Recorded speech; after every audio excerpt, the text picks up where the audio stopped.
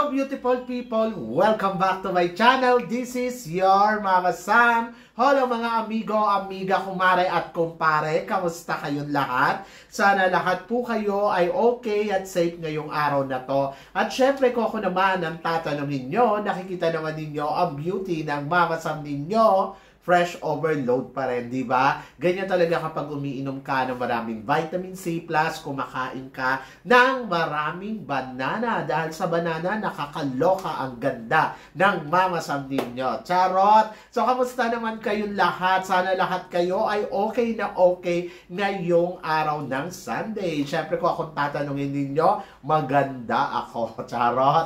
So, yan. So, siyempre, gusto ko rin magpasalamat at mag-shoutout sa mga ilan nating kaibigan na walang sawang sumusuporta dito sa Mama Sam Vlogs. Araw-araw, lagi-lagi. And then, of course, sa mga bago nating subscribers, hello, hello, hello. Kamusta kayong lahat? Maraming salamat sa pag-subscribe dito sa Mama Sam Vlogs. So, syempre, sa ating mga kaibigan na laging nakatutok araw-araw, maraming salamat kay Gilbert Cabile, Pebble Magat, Mariata Gulao, and then of course si Barbet Elizabeth, si Vies Nerves. Andyan din syempre si Snake Gems at Victoria Michael Tanada. Shout out din kay Robert Casanas at saka kay Sonny Muscle na talaga naman laging nakatutok. And then of course si John Gary Henemo at saka eto talaga lagi itong nanonood sa akin, si James Baluyot at saka si Jay Vlogs. Thank you so much for watching me. And then, of course, kay Madam Henrietta. Maraming salamat kay Madam Henrietta Solidad na talaga namang walang sawa tumututok dito sa ating vlogs araw-araw, lagi-lagi. May vlogs din si Madam Henrietta. Baka gusto nyo pong masilip. And then, ayun. So, nagla-live siya everyday sa kanyang YouTube channel. So, sana masamahan natin siya ng bonggang-bongga. At kasama niya, syempre, si Madam Jenalyn Paton. Shout out din sa'yo. At saka, syempre, sa nagmamagandang si Christine Ann Perez. At baka makalimutan ko si Eddie. So, yun. So, maraming salamat, guys, sa walang sawang support at pagmamahal dito sa Mama Sam Vlogs. Kaya naman ngayong araw na to, oh my gosh, marami akong hatid na chika sa inyo na talaga naman magtataas ang kilay ninyo ng bonggang-bongga sa mga pag-uusapan natin ngayon. Kaya guys, huwag na nating patagalin ang ating mga chika. Para sa una natin chika, Mama Sam, anong masasabi mo sa pambato ng Oriental Mindoro? Siyempre maganda siya. Pambato ng Oriental Mindoro ngayon sa Miss Universe Philippines na si Rachel, di ba? Talagang masasabi ko, iba ang beauty at saka Pilipinang-Pilipina ang dating. Para siyang Charlene Gonzalez 2.0, ganon. Pero alam nyo sa totoo lang, na kikita ko nga sa social media na sobrang ang ganda ng kanyang istorya. At saka ito yung inaabangan ko ngayon sa kanyang laban sa Miss Universe Philippines, and then of course kung paano niya ipapanalo ang laban niya dito. So napakaganda ng humble beginning niya, sobrang simple lang ng pamumuhay at yon naghahangad nga na makasungkit ng corona dito sa Miss Universe Philippines ngayong taon na to. And sana magtagumpay siya. Naniniwala ako na gawin lang niya yung best niya at saka ipakita niya yung galing niya at saka syempre maghanda. Sabi nga ni Snake Gem, sabi na kailangan din mag-training ang kandidata at saka syempre nandoon din na dumaan din syempre na mag-exercise para lumabas din yung ganda ng katawan, di ba? So wala pa namang announcement sa kung kailan ang pageant nila. So habang naghihintay sila, sana lahat ng training na pwede nilang gawin ay gawin nila habang wala pa yung pageant, di ba? So yun, good luck kay Oriental Mindoro. So, magtiwala ka sa suporta ng syempre mga kababayan mo at sa kasalaban mo dito sa Miss Universe Philippines. Marami ang susuporta sa iyo ng bonggang-bongga. So, yan. At para naman sa sumunod natin, chika, eto nga sabing ganon, Miss Universe Philippines, umaasa tayo na magandang bardagulan at saka puksaan ang magaganap ngayong taon na to. At saka marami daw silang pasabog pasabog. So, I hope so na magawa nila yan ng bonggang-bongga. Syempre, looking forward tayo kung ano nga ba ang ipapakita ngayong taon na to ng Miss Universe Philippines. And then, of course, hangad natin na sana talaga maging bongga ang pageant nila this year. At hindi lang yon, makapili sila ng mga bagong reyna na alam mo mamamayagpag talaga sa entablado ng Miss Universe at kung saan pa man pageant. Pero syempre nandoon na abangan natin kung ano ang ipapakita ng Miss Universe Philippines sa atin. Sabing ganun, mag-expect daw tayo sa kanila ng more. So yun, so good luck Miss Universe Philippines. Ako sana talaga makita nila kung ano ang the best na hinahanap nila ngayong taon na to dito sa pageant na to. And let's see, malalaman natin kung ano ang makikita natin ngayong taon na to dito sa Miss Universe Philippines for 2025. Are you excited? Kasi ako, yes, sobrang excited ako. Ewan ko kung may excite ka dito sa susunod nating pag-uusapan. Syempre, mga beauty queens sa Thailand. So, ayan, nagsama-sama nga sila Chalita, saka si Antonia, si Ana, si Antonia, si Oppo, sa iisang event. So, talagang masasabi ko, grabe, no? Ang gaganda talaga nilang lahat. In fairness, ha, talagang level up talaga yung mga kandidata ngayon ng Miss Universe Thailand. So, isa to sa mga parang kinatutuwa ko dahil nakikita na natin na umaariba sila ng bonggang-bongga, lalo na sa Miss Universe.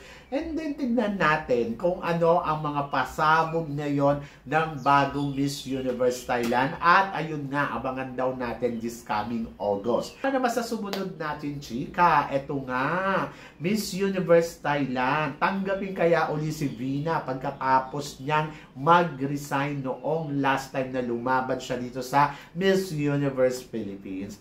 Ay nako, intriga yan. Wala naman sigurong di ba? Masama kung sasali uli siya. At parang piling ko tatanggapin na naman siya. Parang piling ko naman tatanggapin naman siya ng organization. So ayun nga, may mga chika-chika kasi daw na mukhang mahihirapan si Vina talaga manalo dito sa Miss Universe Thailand kasi nga nung last time na naging second runner-up siya ay hindi niya pinagpatuloy yung kanyang reigning as a runners-up. Tapos ganun din pala yung ginawa ni Vina nung last time din na lumaban siya noon yung time na nag-first runner-up naman siya with Amanda Obdam. So, walang nakuhang support ang organization ng Miss Universe Thailand sa pagiging runners-up niya. So, ngayon, ang iniintriga nga, may good attitude ba o gusto lang manalo lang kaya sumasali tapos pag natalo wala nang pakialam, di ba? Ako para sa akin kasi siguro mayroon silang mga priorities na dapat kailangan nilang gawin, di ba? Kaysa naman tumutok sila ng bonggang-bongga. At ayun, so tignan natin. Ako parang feeling ko naman ang Miss Universe Thailand naman always welcome naman ang lahat ng mga gustong sumali. And then nasa sayo yun kung paano mo ipapanalo. Pero kasi syempre ito yung ika-4 na pagkakataon na sasali si Vina dito sa Miss Universe Thailand. Kaya medyo parang ang question ay ipanalo na kaya siya. Kasi di ba parang medyo nakakatakot kasi hindi ko alam, pag natalo ka uli dyan, Diyos ko, ewan ko na lang, di ba? Huwag mo nang gawing panlima. Stop na! So, yun. So, pero, parang feeling ko naman, magbabalik siya ng mas strong at mas kaya niya ng manalo ng titulo. Diyos ko, nakakaloka. Pero syempre, yung mga tagahanga ni Vina ay inaantabayanan kung kaya nga ba ipanalo talaga ni Vina. Basta wala lang makakatapat si Vina ng mas matindi at mas malakas. Kaya niya ipanalo yan. Tingin ko. So, doon naman sa mga issue na attitude daw, tapos mga hindi daw tumutulong sa organization, ay parang feeling ko mga simpleng bagay yan. Kasi parang feeling ko meron silang mas matindi pang priorities na kailangan nilang gawin. At yun, kailangan nilang tutukan yun. Diba? So yun, good luck. At saka sa mga reyna nila at sa mga magiging kandidata ng Miss Universe Thailand for 2025. Abangan natin yan. Pero eto ang sumunod na chika. Para sa maging host ng Miss Universe ngayon 2025. Kung ikaw ang papipiliin daw, sino ang pipiliin mo? Si Catriona Gray o si Olivia Culpo?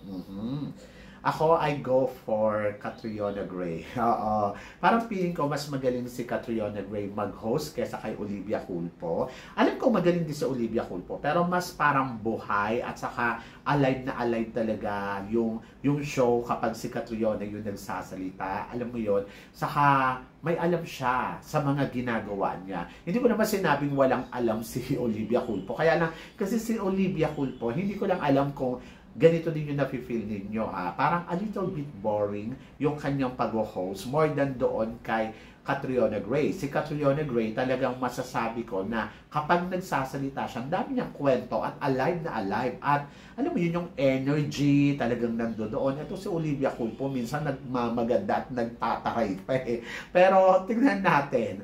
Ay, nako. Ako parang feeling ko, mamimaintain pa rin nila yan si Olivia Culpo bilang main host. At tapos si Catriona doon pa rin sa, sa commentary host. Ganon. So, good luck, good luck. Pero sabi ko nga, mas gusto ko si Catriona na maging jurado sa Miss Universe kesa maging host. Kayo ba? So, yan. At para naman sa sumunod natin, chika, eto nga, Smith. Muli daw magbabalik dito sa Miss Universe Philippines. So, eto nga, ay usapan ngayon sa social media na eto nga, may plano daw bumalik itong sa April Smith. So, ako naman, ang tingin ko naman, why not? Bakit hindi? Eh, di bumalik ka lang, di ba? Wala namang problema kung gusto mong bumalik. Pero, syempre, sa kanyang pagbabalik, hindi natin alam kung kaya nga ba niyang manalo ng Miss Universe, di ba? Kasi hindi to biro. Kasi lalo na ngayon, kagagaling lang natin sa Black Beauty. Do you think magpapanalo ba sila uli ng Black Beauty? Magaling si April Smith, pero kung mabibigyan pa siya ng another crown, katulad ng supranational, why not? Di ba? Basta well-prepared lang sa paghahanda. At parang feeling ko naman prepared na prepared siya kasi mas maganda siya ngayon, mas kabugera yung beauty niya, at mas panalo. So, yan. So, good luck kay April Smith. Basta laban lang hanggat kaya. So, yon. Sabi ng ganon, huwag titigil. Kasi hindi mo alam kung kailan ka kokoronahan. Ang problema lang dito, kung paano kung hindi makoronahan. Di ba? Pero marami naman choices dito sa Miss Universe Philippines. I think makakakuha siya dyan ng mga ilang corona. Pero siguro dapat pag-aralan niya, pag-isipan niya kung sasali siya. Parang feeling ko mas maganda kung sa susunod na taon siya sasali kasi kakapanalo lang natin ng Black Beauty. So, I don't think so na ipapanalo uli nila this year ay Black Beauty. Medyo mahihirapan siya kung sakali man. Parang feeling ko mga 30% na pwedeng maibigay sa kanya. Pero pwede din namang hindi. Diba? Pero syempre, wish all the best para kay April Smith. So, laban niya. Tagal ko rin tong hinintay eh. So, I'm so excited for her. Diba? So, yon. At para naman sa sumunod na chika, eto, ewan ko kung may-excite kayo. I want crown for Ecuador. Oh, sino ba to? Syempre, si Nadia Meji na dating Miss California na kung saan nag-top 5 sa Miss USA noong 2016. Tingin mo Mama Sam sa kanyang pagbabalik, she's a very strong contender kaya para sa Miss Universe? Hindi ko alam. So, nandoon ako sa part na manalo muna siya ng national pageant kung plano niyang sumali sa Miss Universe, di ba? So, ang i-represent niya ay Ecuador. Pero kung nag-top 5 siya sa Miss USA, parang pili ko, magiging madali sa kanya ang kunin ang corona ng Ecuador. Sabi niya nga, I want crown for Ecuador. O, di ba ang bongga? E di laban, di ba? So, yon. And then, pagdating sa Miss Universe, hindi ko alam kung siya nga ba ang pwedeng makoronahan ng Miss Universe para sa 2025. Depende pa yan kung sino ang makakatapat, sino ba ang makakalaban. Pero, kung sasali man sila uli sa isang pageant or dito man sa Miss Ecuador o sa Miss Universe, so make sure lang na prepared ang lahat ng mga nagka-comeback. Kasi hindi naman ibig sabihin nito na nag-comeback ka ay ikaw na, di ba? So kailangan mong pag-aralan, butihan ang pagpaplano para mas madali mong masungkit ang corona. Sabi ng ganon, more training, more panalo. Diba? So, yon kayo guys. Ano guys ang masasabi ninyo dito sa mga pinag-uusapan natin ngayon? I-comment below mo yan para at least malaman ko naman kung ano naman ang chika mo sa mga tinatalakay natin. So, yon. So, syempre maraming salamat po sa inyo lahat sa suporta at pagmamahal na binibigay ninyo syempre dito sa channel ko. At sa mga hindi pa po nakaka-subscribe dyan, please don't forget to click like and subscribe my channel at i-click nyo na rin po ang notification bell para more updated kayo syempre sa aking mga chika. Sabi ng ganon, always keep smiling and always think positive. Walang imposible guys, magtiwala lang tayo sa itaas. Kaya guys, hanggang dito na lang, hanggang sa muli nating chikahan. See you tomorrow. Thank you guys.